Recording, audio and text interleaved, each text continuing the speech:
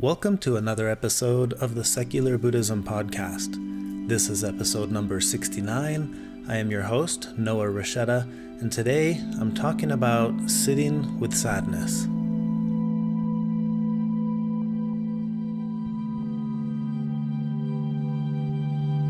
If you're listening to this podcast, it's probably safe for me to assume that you're also interested in the essential concepts of Buddhism and how they relate to your daily life.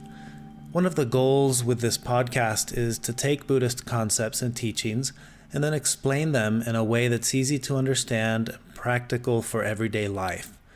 So in addition to this podcast, I've also written a book to help with this process. With my book, No Nonsense Buddhism for Beginners, you'll gain a fundamental understanding of Buddhism and how to apply the philosophies in your everyday life through a simple 4-part structure addressing the different aspects of Buddhism, the Buddha, key concepts, the Buddha's teachings, and current Buddhist practices, along with straightforward questions and answers that simplify the vital concepts of Buddhism into easy-to-understand ideas and everyday Buddhism sidebars that make Buddhism less abstract by offering down-to-earth examples from everyday life. Presented in a simple conversational style, the information and guidance in No Nonsense Buddhism for Beginners provides the groundwork that is necessary for building or continuing your own Buddhist practice. You can learn more about the book by visiting everydaybuddhism.com. And now to the topic that I've prepared for the podcast episode today, sitting with sadness. And before jumping into this topic, I do want to clarify something.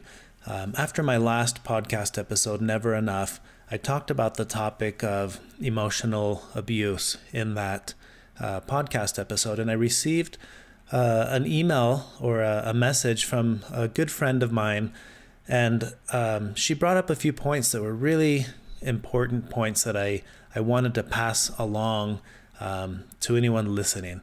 So,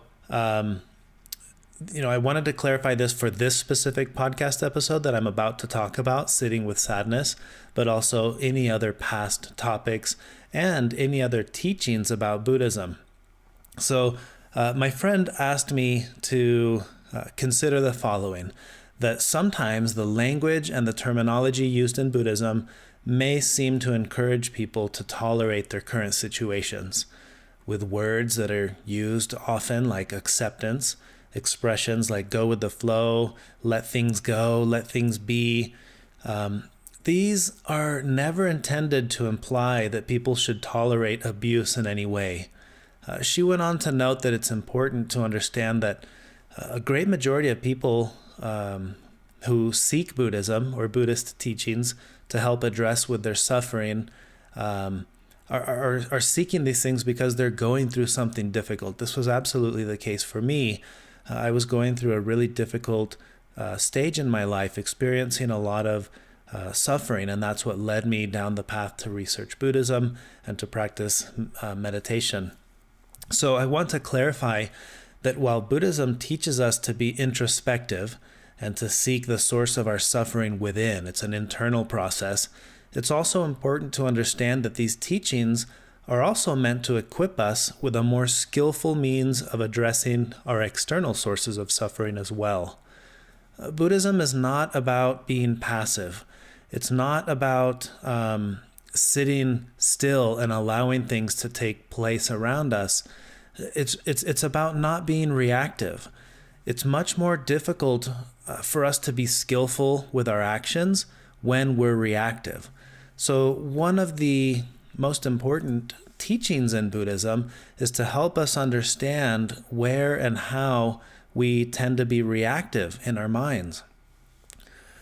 Passivity is a form of resignation.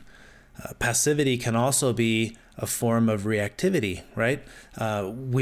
It may be that our habitual form of reactivity to conflict, for example, is to not say anything, to be quiet. And I say that out of example. That's the case for me in my own life. One of my strongest forms of reactivity was to avoid confrontation at all cost. And I paid a price for this in my own marriage. 4 years into my marriage, this was a really difficult thing for us, because if there was anything that was going to come up that was going to cause conflict, I didn't want to address it. My wife wanted to move at one point to live closer to her family. That was a topic I wouldn't address. I was very dismissive of the idea of moving. And in large part, I think it's because I knew it was going to be a difficult conversation, and I didn't like having difficult conversations. So my form of reactivity in that case was to avoid talking about it. That is a form, looking back now, I can see that was a form of reactivity. So it's my hope that these teachings and these concepts will feel more like an invitation to be more skillful with navigating the difficulties that arise in life and learning to take skillful action to address our difficulties. Because sometimes having that difficult conversation, addressing the difficult situation at hand, that can be the start of a beautiful new chapter in life. But in order to get to that, we have to address the situation at hand. We can't sit passively and resign to the situation that's causing us unnecessary suffering and then just expect it to go away. For example, like I talked about last week, somebody who's in an abusive relationship, their form of reactivity may feel like avoiding getting out of that situation. It's very likely that if you are in an abusive relationship and you need to get out of it, you are going to have to weigh the price that you pay for staying and for going. I imagine if you had children in the equation, that's something that has to be weighed with leaving. And that's not to say that that you should justify staying in a harmful situation. What I'm saying is, yes, it's going to be difficult to get out of that situation, but that's the only way out of it, is to go through the difficulty, recognize, okay, we're all going to have to make changes here. This is going to affect our children, but I simply cannot stay in this situation. So I guess what I'm trying to really get at here and clarify is that Buddhism is in no way encouraging you to stick with your suffering, to sit through your suffering. And I want to talk about that because the topic of today's podcast is sitting with sadness. But again, this is an invitation to be with a situation the way that it is, with an emotion the way that it is, with the end goal of being able to be more skillful in how we handle that emotion. It's not an invitation to sit with that emotion and be passive and never do anything about it. So I wanted to clarify that a little bit more. I hope that makes sense based on last week's podcast episode, any other teaching you may have ever heard about Buddhism that talks with words like acceptance and being like water, learning to go with the flow, letting things be. It's never insinuating that external circumstances like being in an abusive relationship should be tolerated. And I hope that that these teachings won't encourage you to stick with a situation like that. What I'm hoping is that these teachings will allow you to be much more keenly aware of reality. What is really happening, and what do I need to do to change that? That's kind of the whole point of this, is that by being more mindful, we have a much more clear picture of reality, and then that allows us to be more skillful with that crucial question of, well, now what do I do with it? What comes next? Do I stay? Do I go? How am I going to get out of this situation that I'm in that's causing me suffering? So this is about skillful action, not about passive resignation. So I want to be clear about that. If you guys have anything else you want to add to that, feel free to comment when I post this on the Facebook group or wherever you find this posted, or email me, because I think this is a very worthwhile conversation that can keep going. But what I want to share today in terms of sitting with sadness is an experience that I had 2 weeks ago with my son, Raiko, who's 9 years old now. For me, it's important to take these concepts that are taught in Buddhism, but then to actually explain how are these applied in normal day-to-day situations in real life. So I had this experience with my son that I wanted to share with you, because for me it was it was applying this in my real life. Now, in my case, I have younger kids, but I think this is relevant to any situation.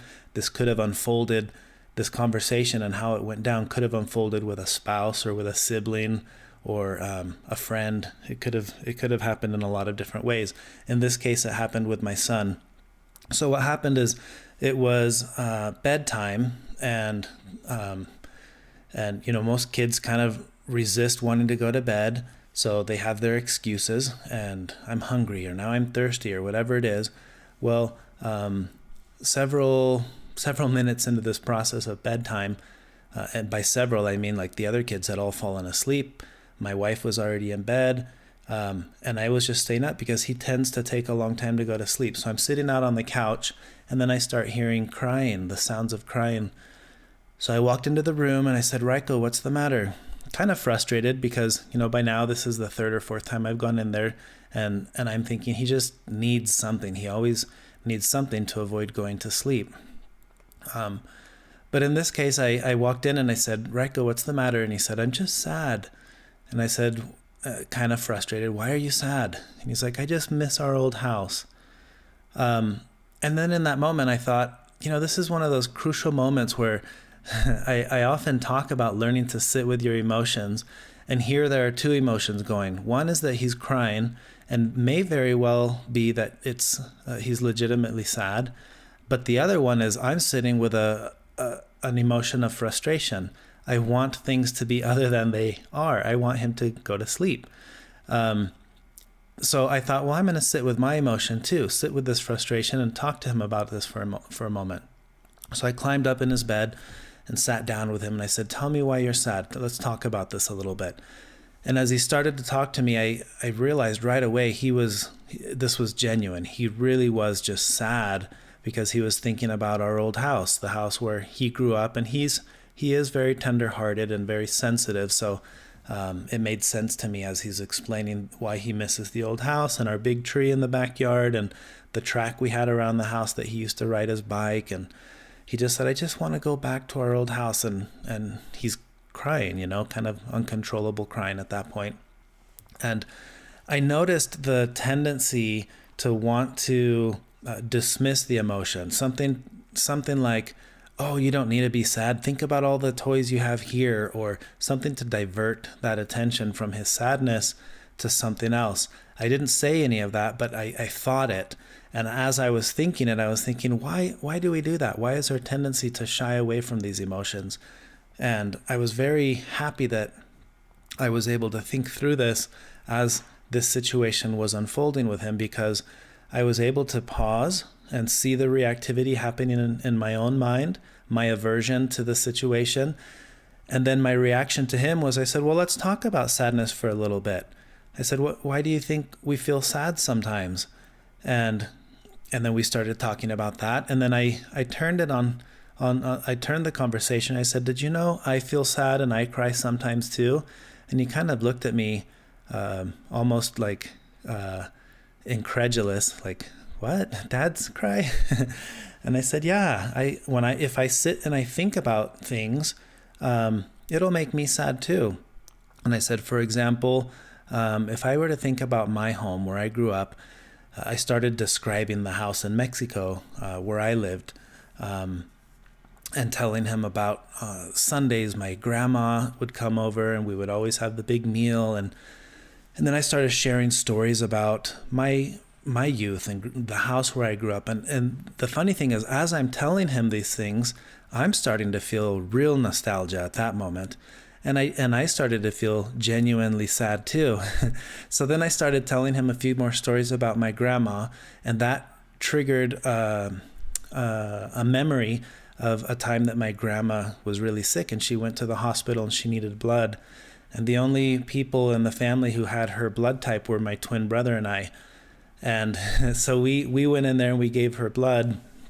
And when she came out of the surgery and woke up and found out that she had our blood now, my twin brother and I think we were 15, maybe 16 at the time, but we were both very adventurous. And by then we were already into a lot of extreme sports. I think we had been We had already been skydiving and scuba diving at a young age. You can do that in Mexico.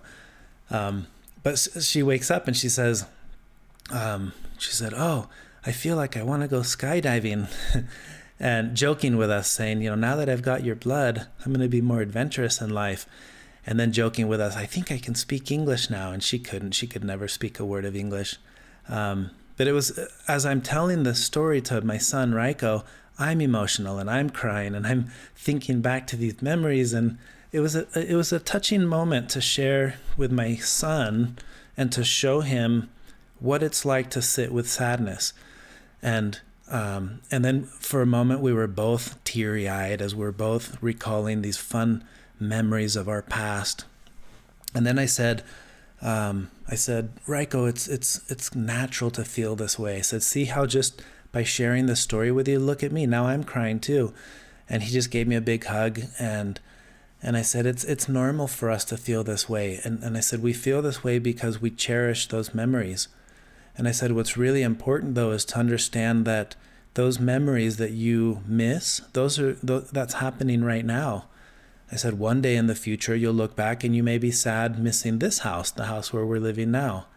And then I said, one thing I can promise you, if you can remember this, is that one day you might be sitting in your bed talking to your son or to your daughter about what it is to feel sadness. And you're going to remember, hopefully you'll remember this memory, and you'll remember the day that your dad talked to you about it, and you might actually cry. And so there we were, sharing in this really tender moment. It was a neat experience to help him understand how okay it is to feel sad. So when I talk about the title of the podcast being sitting with sadness, really it's that we're sitting with whatever is. In this case, there was sadness, and we were sitting with it.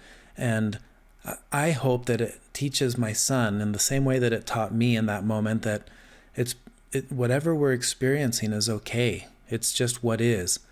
And the whole object of learning to sit with whatever is that we can become more skillful in how we deal with that.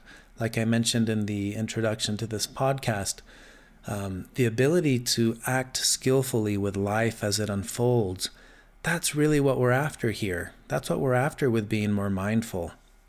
I think one of the greatest misconceptions about mindfulness is that it's a form of passivity, or that it's a form of just sitting with something until you're okay with it. And that's not necessarily what it is. You're trying to stop the reactivity, because when you're not reactive and you can see something for what it really is, an emotion, a memory, a thought, or a situation, a life situation that you're in, you can be more skillful with the all-important question of, now what do I do with this? What comes next? And I experienced this with my son the other night, just that brief moment of feeling reactive. I wanted him to just quit crying and go to bed. But I saw that reactivity in me, and I paused. And I said, this could be a teaching moment, to teach him that emotions are normal, that they're healthy, and even if they're uncomfortable, they can be beautiful, because they can evoke feelings, memories that cause you to cherish the present moment with a little bit more tenderness than before. So I feel like with this experience that I had with my son, I saw that in him. I saw it in me as we were sitting there talking. I was really cherishing that moment. It was fascinating how quickly that moment went from being a moment of frustration where I'm trying to just get my kid to go to sleep so I can go back to watching TV or whatever I was doing, switched to, wow, this is a moment I'm not going to forget. That little conversation that lasted 10, 15 minutes, I'm not going to forget that. It's very possible he won't forget it. Maybe he will. He's still young. I don't know. But I'm hoping that the lesson he learned that carries on with him for a while at least is that it's okay to cry. It's okay to feel sad. It's okay to feel whatever you're feeling, and to be able to sit with that emotion for a little bit and explore it. Why do I feel this? What makes us feel this way? And to feel hopefully that aversion that we seem to develop for certain emotions, I'm hoping he won't feel that for sadness because of that one experience. And I know in many instances in my own life in the past, sadness specifically is one of those emotions that it almost seems we have a natural aversion to it. We don't want to be sad, so we try to divert our energy to something else, distract ourselves. And distraction from emotion could aggravate the whole situation. Why not just sit with an emotion? And this is where it kind of comes back into what I was expressing with the disclaimer at the beginning of this. If you're experiencing a difficult emotion, like a situation that you're in, for example, an abusive relationship, this is absolutely not an invitation to be passive, to resign. That resignation or passivity could be the very reactivity that we're trying to discover here. You would want to be able to sit with that emotion, sit with that situation in the sense that you can gain a clear understanding. What's really happening here? Why is this happening? Why do I tend to not be vocal and get out of this situation? Why am I not acting in a way that would remove me from this harmful situation? You may find that it's because your reactivity is passivity, or your habitual reactivity is to avoid confrontation, like I used to do in my marriage. So coming back to that topic, I used to really struggle with any difficult conversation I was going to have with my wife. I would avoid it at all cost and paid a heavy price for that. We really struggled, and at one point in our marriage, it seemed like it was all but over. We started going to marriage counseling, and what I learned was to communicate effectively. I learned that through the marriage counseling, but what I learned through practicing mindfulness and studying Buddhism was I learned that my form of reactivity was avoiding difficulties, avoiding difficult conversations in my marriage. That was one of them. So that changed drastically. Now, it doesn't matter what the topic is. If it's something that needs to be addressed, I feel much more skillful with it. It's not reactive anymore. It may be that I'll have to give it some time, like I'll write it out for myself and really think it through, and then say, hey, could we talk about something tomorrow night or right after dinner or whatever? And then we can bring up difficult things. And we've gone through very difficult conversations. As a married couple, we were part of the same faith. And going through a faith transition in an orthodox or a fundamental type belief system, and I mean that in the sense of a faith system that is not flexible to say all paths are good. When you belong to a rigid faith system that says this is the only right way, the only true way, imagine the difficulty in a conversation to tell your spouse, I no longer share this view. That had I not already been studying mindfulness and learning to be skillful in with my own reactivity, that could have been a disaster in our marriage. But it wasn't, because we were able to navigate that much more skillfully. So yeah, I bring this up because I do want to be very clear about the difference, like I clarified back in the podcast. I can't remember what number, but acceptance versus resignation. I'm kind of pointing to that again here in this conversation. Sitting with sadness is not a form of resignation.